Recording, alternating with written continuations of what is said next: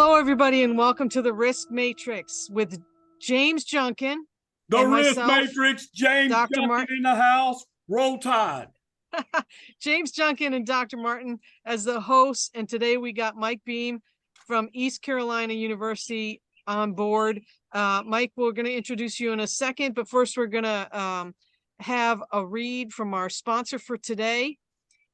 Today's episode of the Risk Matrix by Veriforce is sponsored by Mariner Gulf Consulting and Services.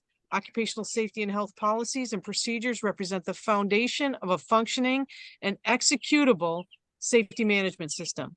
Using a customized approach, Mariner Gulf's technical writing group works with your team to develop customized policies and procedures that meet regulatory standards, third-party verification requirements, industry best practices, and have withstood hundreds of hiring client audits and OSHA inspections.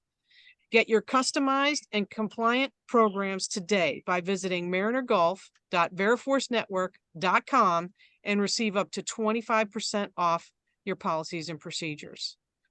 All right, James. So today we have Dr. Michael Beam. Welcome, Michael. Thanks for having me. Dr. Beam, you're in the Matrix, baby. Dr. Beam's in the Matrix, baby. And What that means, but I'll find out. This is my idea. I know that you're a fan of prevention through design. You've done a bunch of work on it and writing.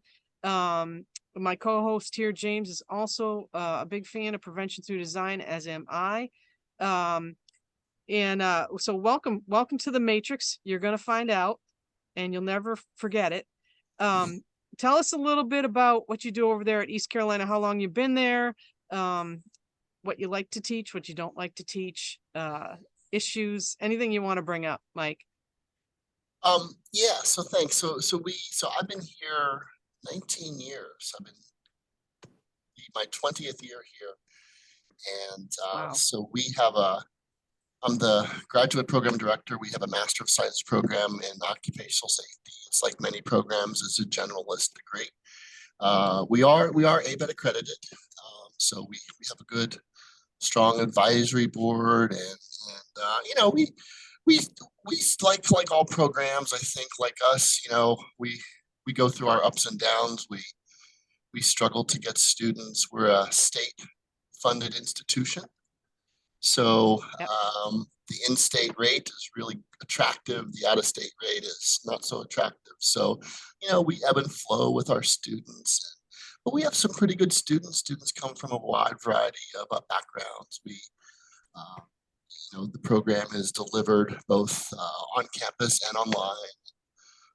So that's I think we've been ABET accredited since 2014. And so I love the topic of prevention through design. I think it's something that I kind of started. I didn't know I was starting on that journey in my career, but I up and quit my job in 2001 and went to Oregon State University. Go Beavers, James. Not the Ducks. Please don't mistake and call me a duck, or I might have to come through the screen and.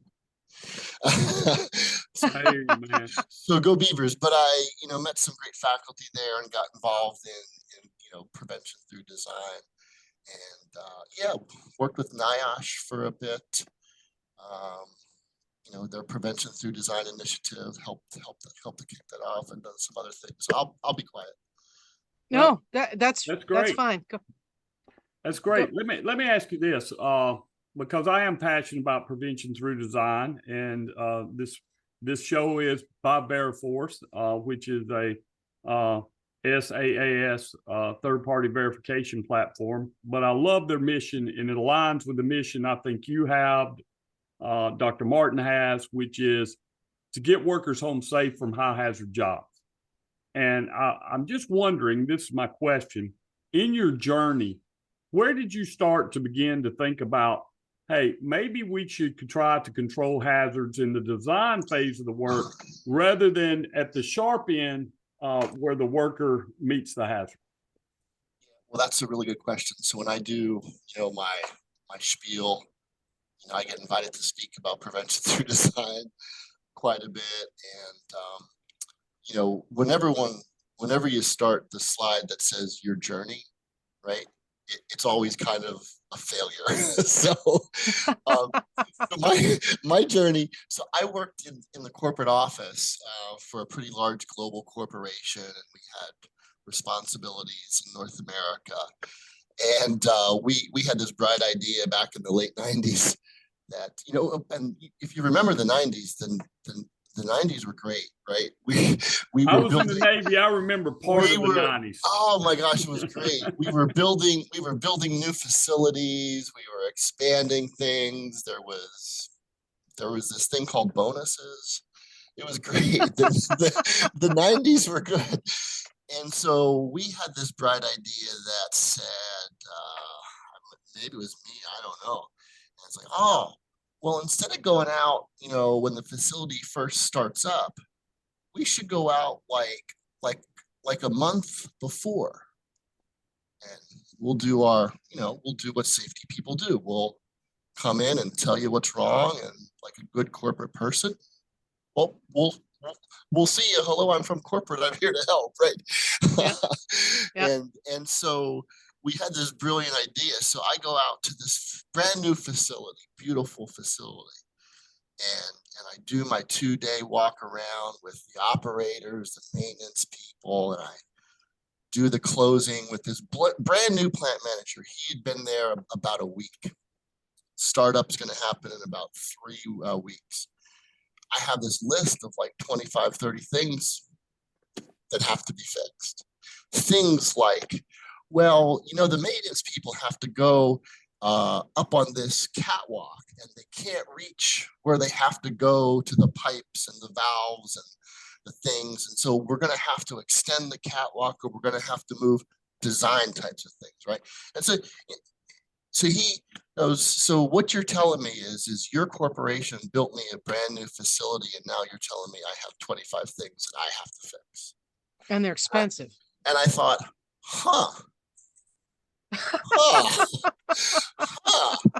this guy has a point. And thus my journey, my journey in safety through design started at that moment, because I'm like, well, guess what? We didn't start early enough. And then, you know, the famous chart that all of us in this prevention safety through design field use was this chart where, you know, it's like the ability to influence safety, right?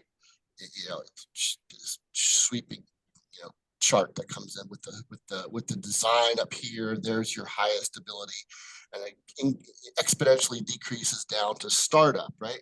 So that chart was developed by a pulp and paper engineer who was building pulp and paper facilities, and he had the same bright idea that I had. I'm like, he's like, well, geez, all the pulp and paper mills are basically the same. If we build a new one, we know all the things that we've done wrong.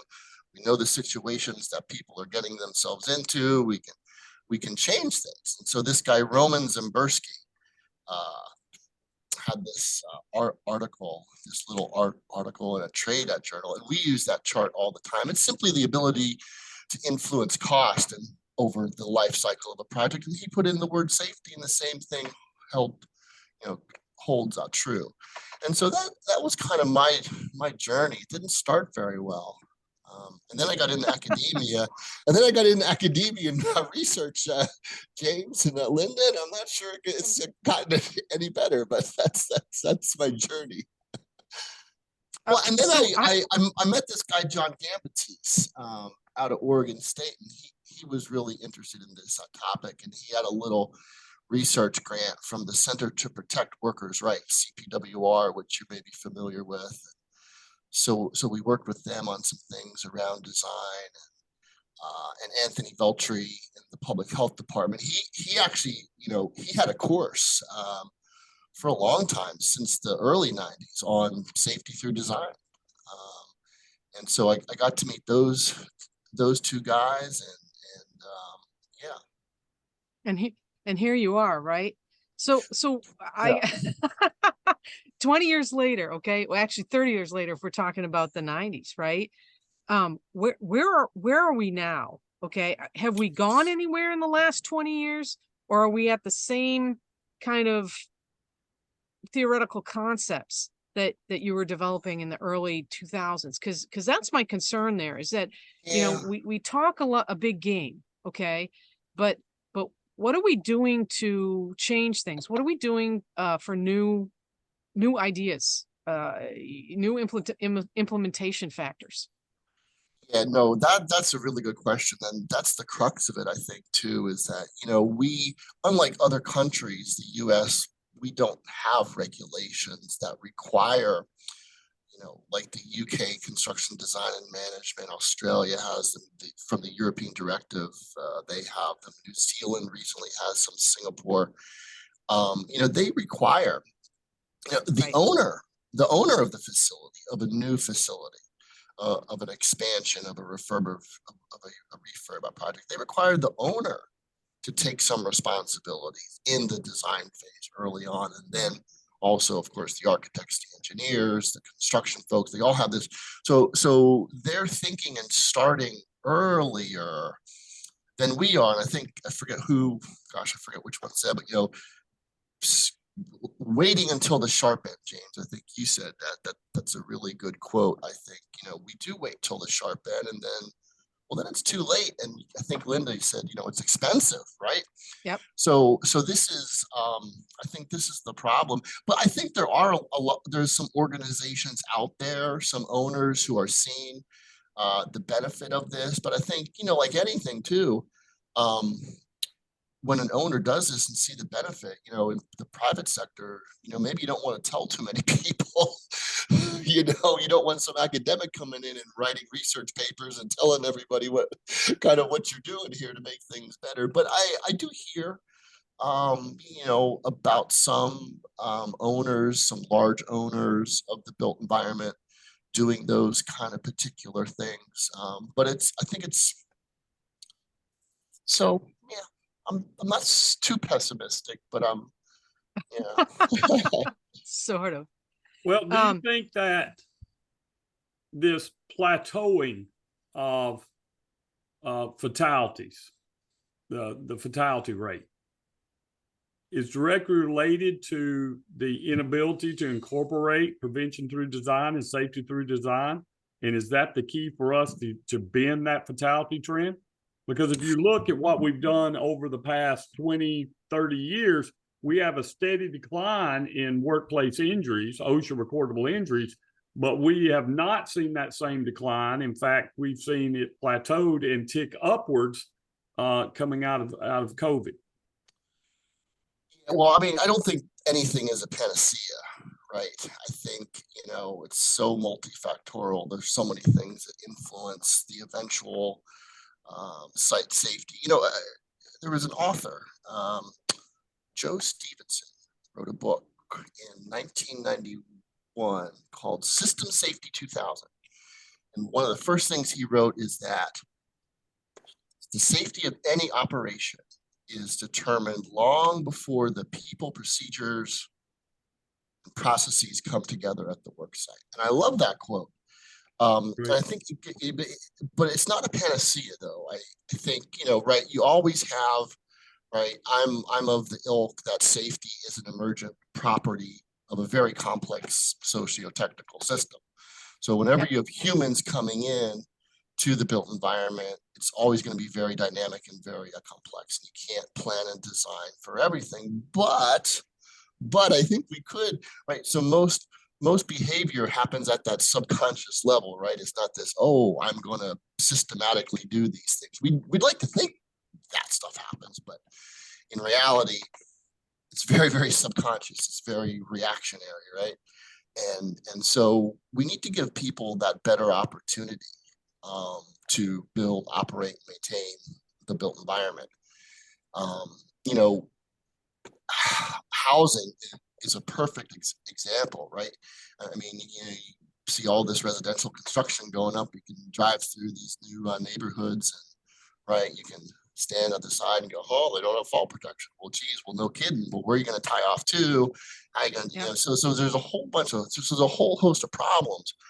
right? Or issues. I don't want to say problems, but issues that, we haven't really planned and thought out Right. work in this complex socio-technical system. And I think, Fred Manuel, My guy. That's your guy. okay. I love Fred Manuel. You're a Fred Manuel guy. Yeah, you know what, Fred?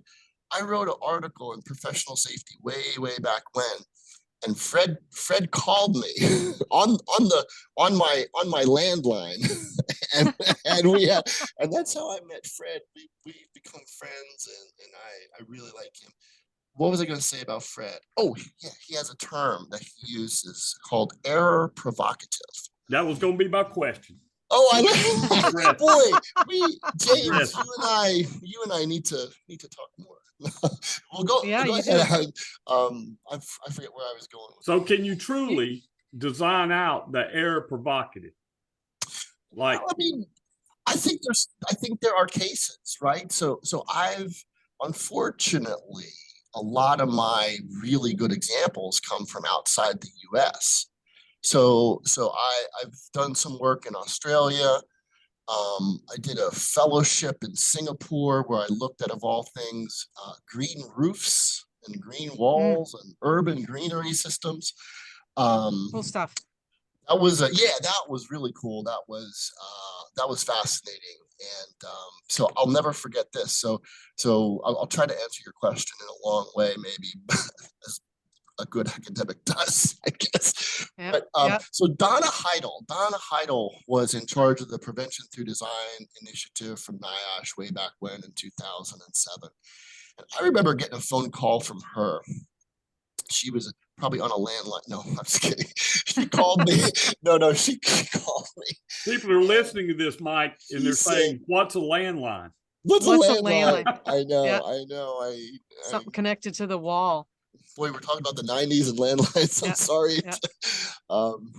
So error provocative. Yeah. So error provocative was a question. So she calls me and she says, Mike, I'm standing here in Boston. She was in Boston, Linda. And I'm looking, and these landscapers are hoisting up a lawnmower onto the 10th floor, onto the roof of a 10-story building. And they're just hanging over the edge. And the lawnmower is on this little rope. And I said, oh my gosh, what? And she goes, well, they must be mowing the roof. I'm like, oh my gosh, green roofs. And so, I think that's an example, okay, so we put stuff on the roof, right? And whatever it happens to be, right? Skylights are the classic. There's no way in 2023 we should have any fall through skylight fatalities. There's no way. It's just an abomination, quite frankly, that we have still, and we just wrote a paper on this too. I think there's about 40 or 50, at least, that's documented fatalities of just falling through fragile skylights every year. Yep. And so those are the types of things, James and Linda, that I think are predictable. And I think once you start thinking about things that are predictable, if you can make those particular changes, your error provocative situations, you start to understand them a little bit better, right? Because it's easy to say kind of after the fact, which safety professionals are great at hindsight, right? We're all kind of Captain Hindsights. and we're great at saying, oh yeah, well, if. Well, let's start really trying to predict things, right? So here's the other thing I want to say too, the essence of the safety and health function, right? So when I ask people, what do safety professionals do? Trying to get at a higher level here. Oh, so you're probably really good at identifying hazards, right? So if you look at what we do is identify, evaluate, and control, or something like that. Right. But the first word in all of those functions is anticipate. Identify, evaluate, and control. We're terrible at anticipating things. Terrible. I'm going to jump in there and say, I think we're terrible at anticipating things, but I don't think we work hard enough to anticipate things, right? It's very lazy of us to kind of go into a situation. I mean, and this, I think a lot of people see safety professionals as this, like, we have the job and we're out there just identifying and walking around and doing whatever, but we should be spending more time looking at things critically beforehand, either in the design phase or in those audit phases too, right? And James does a lot of audits, right? So, yes, you are identifying in an audit, but you should also be anticipating. And I dare say that James probably does that when he audits, right? He's like saying, well, there's not a problem now, or, you're building this thing for your facility. Perhaps you should think about XYZ, right? I'm a pessimist. I'm a glass half empty, or whatever pessimist is, right? Like, it's leaking, the glass is leaking. And I think we're just, in general, there's a percentage of us that just don't anticipate. We don't even include that in our thinkings. And why, I don't know, because we get it in our academic training, right? We get the anticipation. But yet it goes out the window. Is it because we're too busy? Is it because, I mean, I'm saying lazy, right? Because I think, maybe that's not the term. We're too busy. We're lazy. We haven't been mentored well enough. I mean, what do you think it is? I don't think we get invited to the right meetings. Okay. I'll go with that. I think in general, the safety function doesn't get invited to the strategic meetings. They get invited to the tactical meetings, but not the strategic meetings. Okay. I would put that.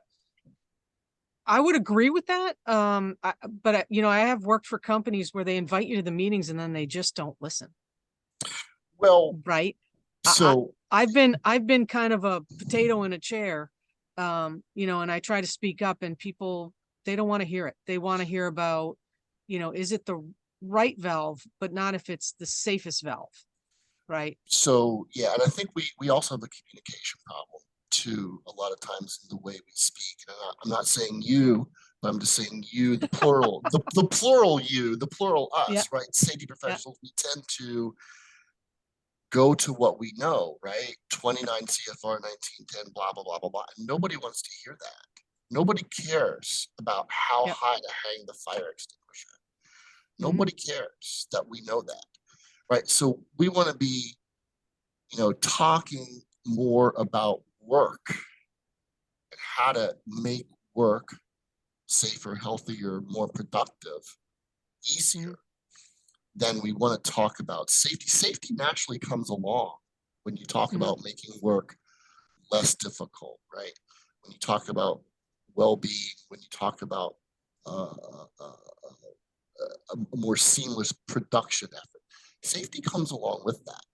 So you don't have to talk about safety. I think that's kind of the language that, that safety professionals get kind of caught into. So actually, I run a course here at the university. I run it every other summer on safety through design, and my graduate students take it, and we try to get them to think about these things.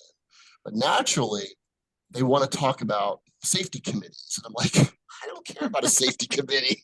Who cares? That's who cares about the safety committee? I hate to say that, but I mean, but not when we're talking about design, right? The design and planning of X products, processes of work. Yes. So who cares about a safety committee, right? Let's shift our thinking. Let's shift our language. I think we struggle with that, right? I would agree with that. My experience in two very high hazard industries, oil and gas industry and construction industry, particularly in chemical processing plants, right?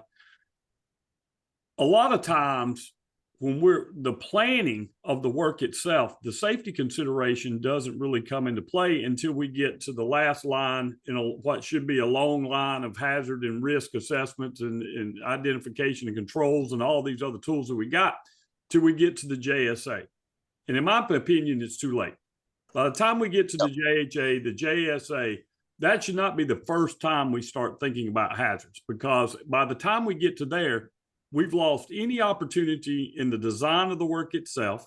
We've lost any opportunity to think about predictable human actions, that human beings can make mistakes. And we probably do not have adequate barriers and defenses that if they fail, they can fail safely. And really what we're left down to is, do we have the right PPE? Yeah. Yeah. Yep. Yeah.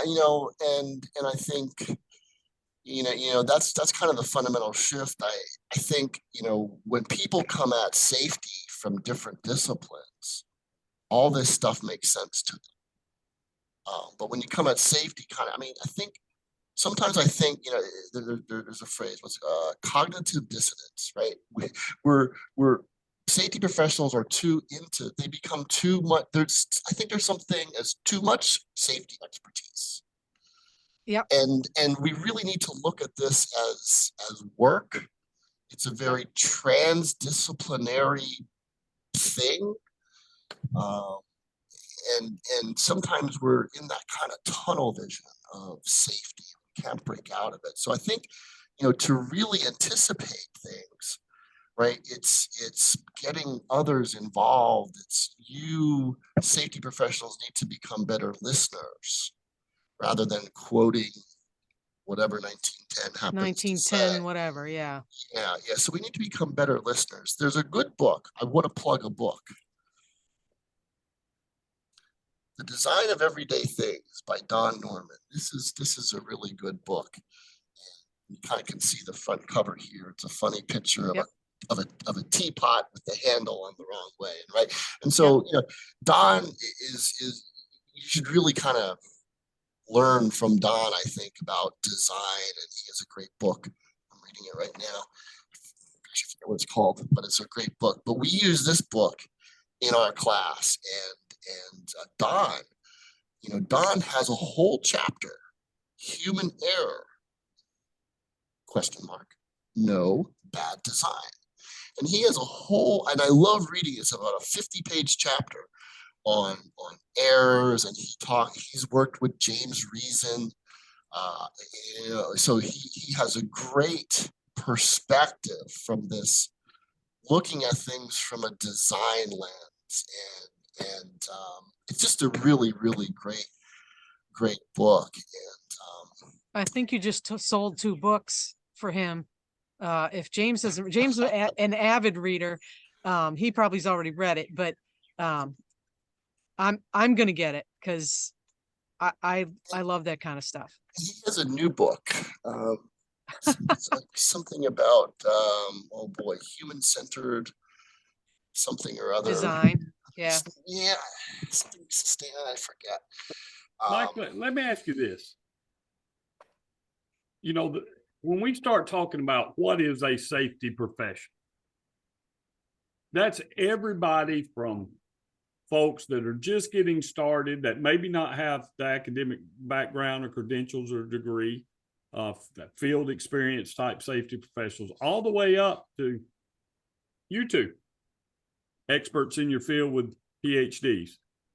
What do you say to those beginning safety professionals about where they can go and what they should do to begin to implement safety by design within their organizations? Talk to the people who are doing the work and listen.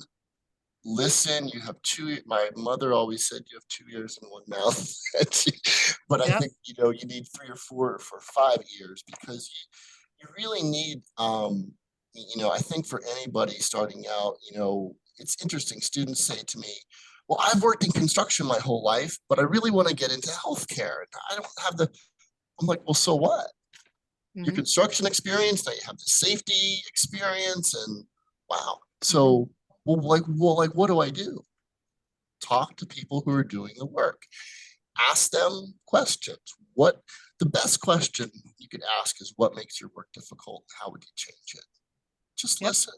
Just listen and keep following up and listening to people, talk with people. We do this, students do an interview. They ask a worker, and I'm always kind of doing this stuff too. I was on a flight, and the flight attendant asked me, I don't know why, I guess because I was in the aisle and I looked like I was gullible enough to do it. But she asked me to push up the overhead bin stuff, the overhead bins. I said sure. And then I said to her, I said, so yeah, this is what I do, and I'm interested in design. And I said, well, how would you design this differently? And she said, well, I would, I wish I was taller, and I wish I was stronger. I said, well, yeah. She goes, well, I would have like a different, kind of like a stick or something, and I could grab on and just lift them, and I wouldn't have to stretch so much. And so I think just talking with workers, they'll have some interesting ideas as well too, and you got to get away from this whole, we need more training, we need more procedures. You have to get away from that stuff. How would you really change your job, right? Like what would you do? What tools do you need differently? How would you organize the way product flows from A to B to C, right? I mean, that's product flow is about design. So I think that ability to be a humble inquirer, I'll use that term, another great book. Love it. Humble inquiry. I love that book. And I think, just being an empathetic listener is a great way to get involved in anticipation and planning and design. I'm pretty sure James's grandmother or mother said that to him too, about you have two ears and one mouth, right? My grandmother said it to me. My mom says it to me still. And I'm going to tag right on that, Mike. I think being inquisitive, being a lifelong learner, being humble, which I think a lot of people have a hard time doing when they think they're the quote unquote expert, right? You come in with that safety lens, and you're really not, your concern for people has to be with the people, and asking them questions about what they do is 100% where it starts, right? My kids tell me, we go to the grocery store and I'm talking to everybody, and they said, Mom, not everything has to be a conversation. And I'm like, it kind of does, right? Because I want to learn about people. I mean, I'm not learning about everybody's work, all the time, but I'm learning about people, and I'm being inquisitive. And so I think that's great advice.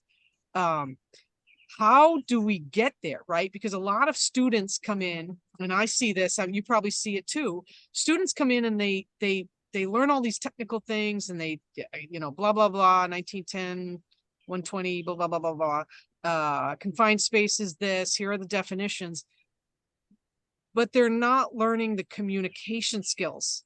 How do you foster that? And is it the kind of courses that you're giving, right? You give them, I think you just give them assignments, and you force them to get out and talk with workers, job shadow.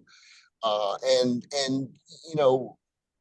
I think you really have to coach students as well too, because like you said, oh, you're a student, well, I need to bring something to the table. Well, no, you don't have to immediately come up with solving the world's problems, but you need to be a better information gatherer so you can define the problem, right? Albert Einstein said something like, if you give me an hour to solve the problem, I'm going to spend the first 55 minutes defining the problem, right? So many times we're speaking and spouting this and that, and we don't even know what the problem is. So we need to listen. And so I think giving students, and I think coaching them too on just one or two questions to ask, right? Mm-hmm. What makes your work difficult? What would you do differently? Right? And then take that information and then go back and see if OSHA says something, or see if there's a procedure, or see if there's a best practice, an industry best practice, or talk with other people, right? So I think we need to put students in positions to be better information gatherers. Yeah. So I'm gonna tag on that once more, and then I'm gonna let James talk, because I can see he probably has like 65 questions on his mind. I get a lot of students that come in and we give them these assignments, right? And they go, well, I don't know, I've never been a safety professional. And my response is always, have you worked? And they go, well, yeah. And I'm like, well, where have you worked? And they go, well, I've worked in a factory or worked. And I'm like, okay.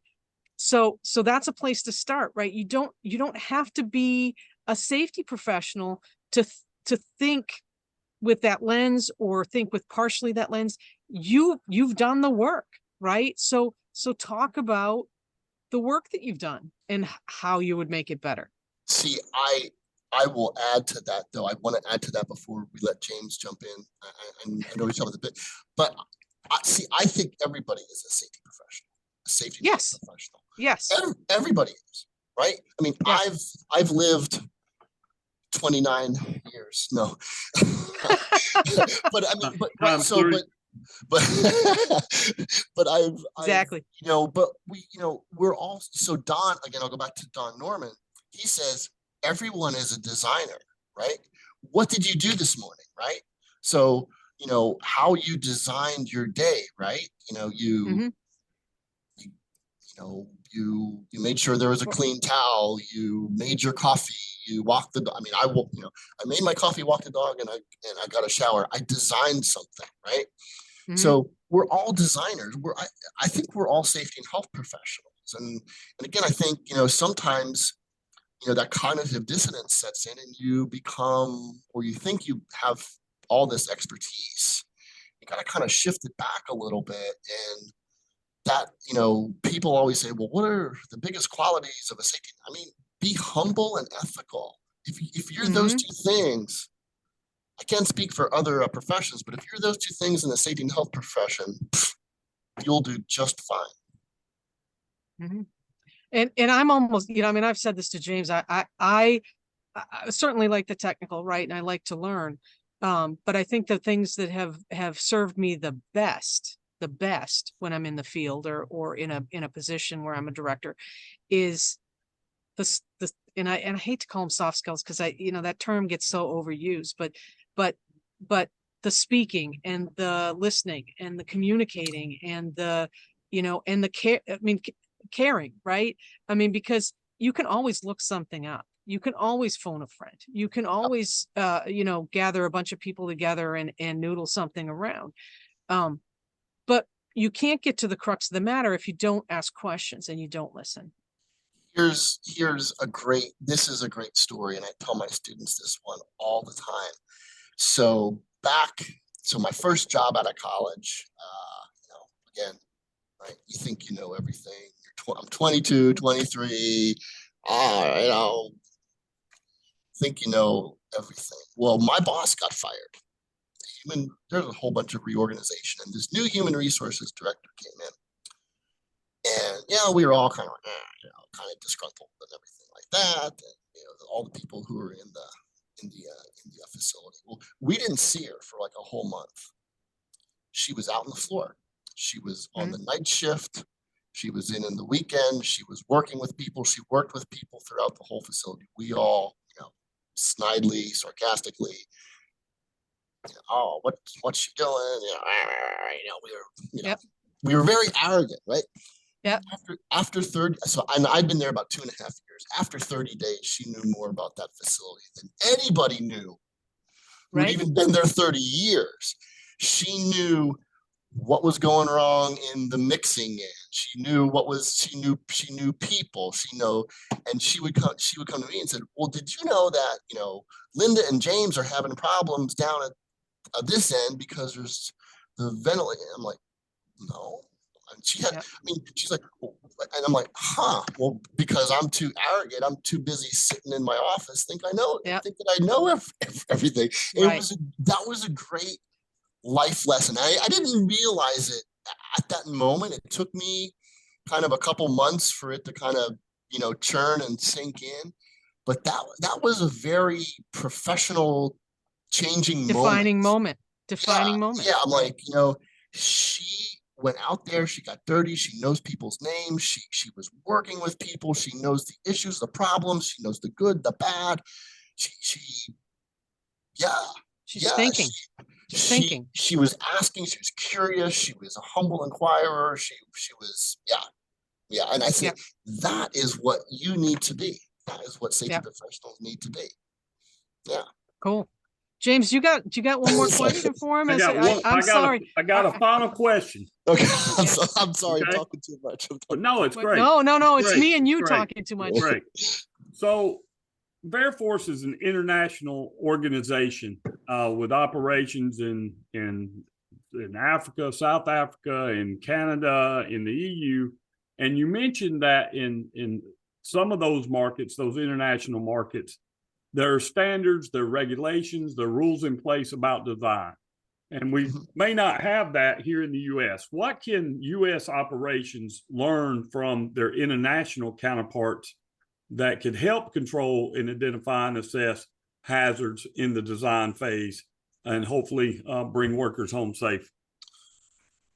Yeah, that's a really good question. I think, in the U.S., safety through design is going to be driven by owners and people who finance projects. And so, if you're building a new addition to your facility or you're refurbishing stuff, that's the point to get involved.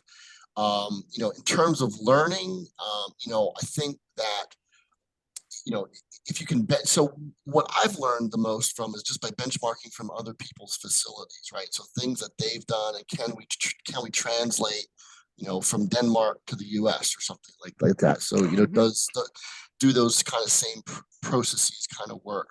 But I think too, it's just simply, again, James, I think it's just about being kind of humble in terms of the approach to saying, well, just because we built it this way in the past doesn't mean we need to kind of build it, operate and maintain it this way in the future. What have we learned? So when I was in Oregon, so the Intel facility out there, this is the early 2000s, they were building a very similar plant in Beaverton, Oregon than they had in Chandler, Arizona. They brought up the contractors, the maintenance people, the contractors who built the Chandler facility, they brought up operators and maintenance people from that facility to help them design it better, because they knew, things aren't perfect. So let's get that worker input into the design. And that was a pretty cool project. So I think, trying to benchmark, trying to learn from folks in similar facilities and similar operations is always a good thing. Well, thank you, sir, for your time. It's been certainly informative and enlightening. And, we share your passion for trying to analyze, anticipate hazards in the design phase of the work. I think that's key in helping bend the serious injury and fatality trend that we seem to be experiencing. But thank you for what you do individually for the profession, and most especially for that worker out there that comes to work to do a good job to support their families. Thanks for having me. Yep. Thanks, Michael, for coming on. And you guys have been listening to the Risk Matrix with James Junkin, Dr. Martin, and Dr. Michael Beam from East Carolina University. So thanks for being with us for another episode of the Risk Matrix.